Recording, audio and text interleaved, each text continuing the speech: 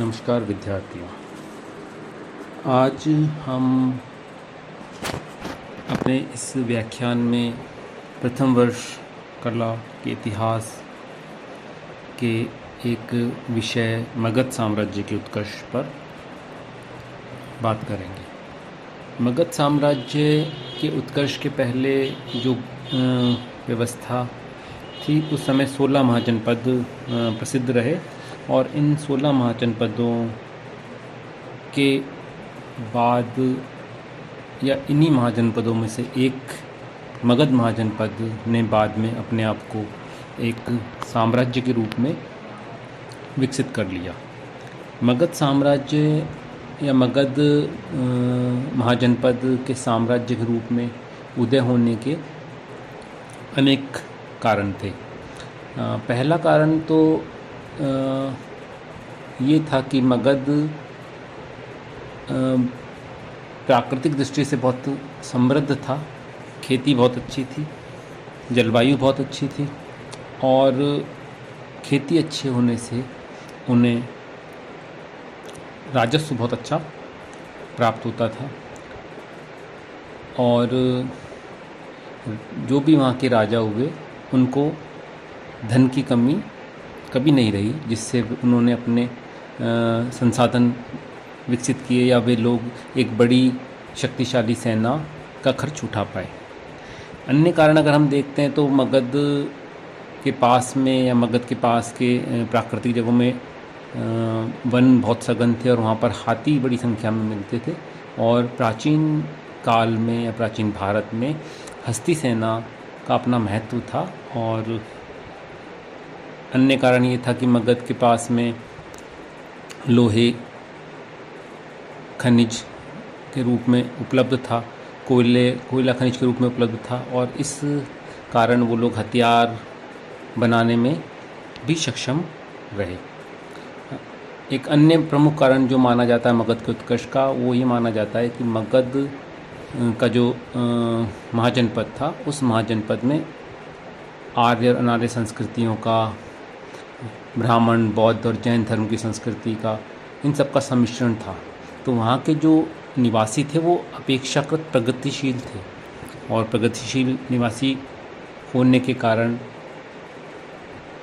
भी मगध महाजनपद को एक संसाधन के रूप में वो प्राप्त हुए।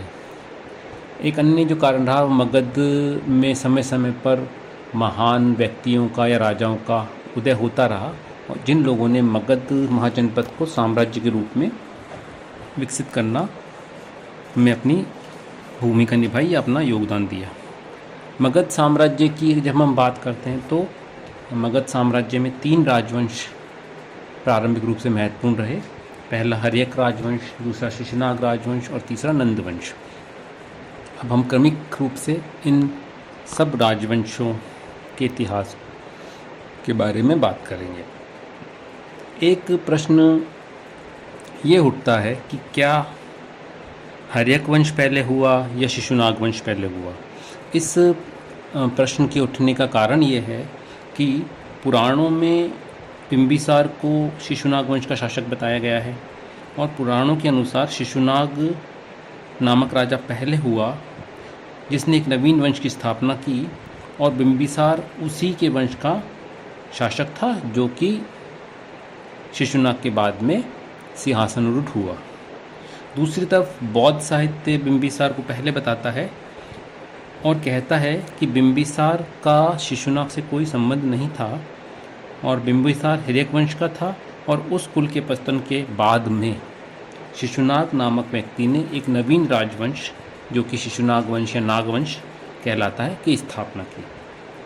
अब इस मतभेद को अगर हम बात करते हैं तो इसमें ज़्यादा विश्वसनीय जो मत है वो ब्राह्मण साहित्य का माना जाता है। ज़्यादातर विद्वान ब्राह्मण साहित्य के मत को अभी लगभग स्थापित भी हो चुका है कि हर्यक वंश पहले हुआ और शिशुनाग वंश उसके बाद में हुआ। जो विद्वान इस बात को कहते हैं वो अपनी बात को पुष्ट करने के लिए कहते हैं, जो वो तर्क देते हैं वो इस प्रकार हैं।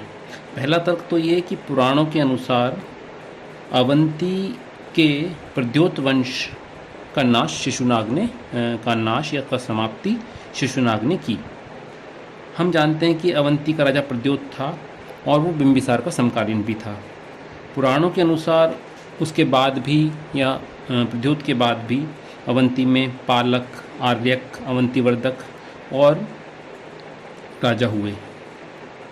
अतः स्पष्ट है कि बिंबिसार के पश्चात भी अवंती का प्रद्योत वंश चलता रहा।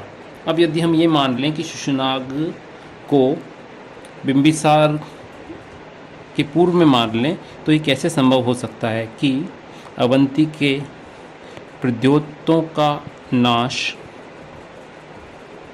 के वंश का नाश उसने किया।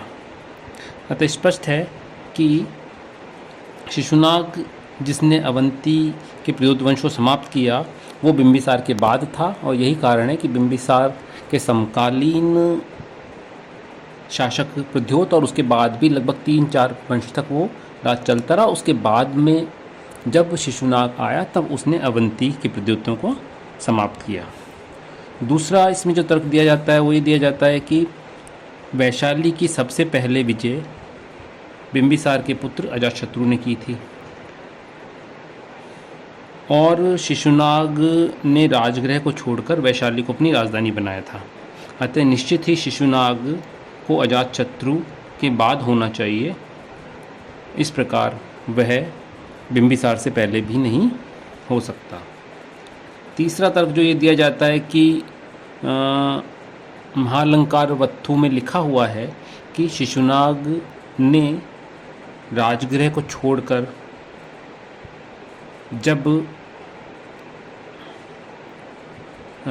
दूसरा राजधानी बनाई तो राजगृह का पतन होता गया और वो वापस नहीं पनप पाया। परंतु हम अच्छे से जानते हैं कि बिंबिसार और अजातशत्रु के समय राजगृह अपनी चरम पर या अपनी समृद्धि की पराकाष्ठा पर था। अतः अगर शिशुनाग पहले होता तो फिर राजगृह का बाद में समृद्ध होना किसी भी तरह से सिद्ध नहीं होता।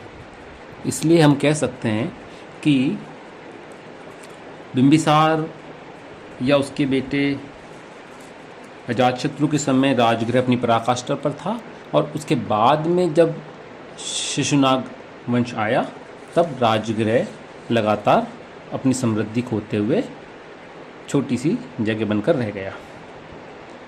एक अन्य तर्क जो दिया जाता है वो दिया जाता है कि शिशुनाग के बेटे कालाशोक ने पाटलिपुत्र को अपनी राजधानी बनाया, परंतु यदि बिंबिसार के पूर्व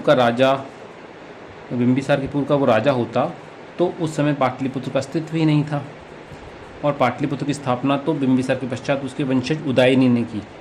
अतः यदि शिशुनाग के बेटे ने पाटलिपुत्र को राजधानी बनाया तो ये स्थापित है कि पाटलिपुत्र की स्थापना उससे पहले हो चुकी थी और पाटलिपुत्र की जिसने स्थापना की वो हर्यक वंश का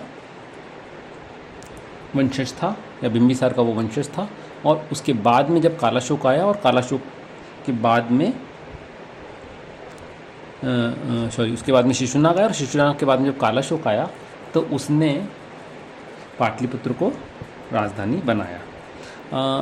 उपरोक्त तर्कों से स्पष्ट हो जाता है कि अगर हम मगध का विकास देखें या मगध साम्राज्य का विकास देखें तो सबसे पहले हर्यक राजवंश आया, उसके बाद में शिशुनाग राजवंश आया और उसके बाद में नंद राजवंश आया। शिशुनाग राजवंश सबसे पहले जो हर्यक राजवंश था उसमें दो प्रमुख राजा हुए। काफ़ी सारे राजा उसके अंदर हुए लेकिन प्रमुख राजा जो थे वो 2 थे। एक तो बिंबिसार जिसका राज्यकाल 545 ईसा पूर्व से लेके 493 ईसा पूर्व था और उसके बाद में उसका बेटा अजातशत्रु जिसका कार्यकाल 493 ईसा पूर्व से लेके 461 ईसा पूर्व था। और इनके बाद में शिशुनाग वंश आया। शिशुनाग में वंश में भी मुख्य रूप से जो राजा हुए वो थे शिशुनाग और उसका बेटा कालाशोक। और नागवंश या शिशुनाग वंश के बाद में मगध में जो प्रमुख वंश आया या जिस वंश ने मगध को साम्राज्य के रूप में पूर्ण रूप से विकसित कर दिया, वो जो राजवंश था वो नंद वंश था, जिसमें महापद्म नंद और घननंद जैसे शासक हुए।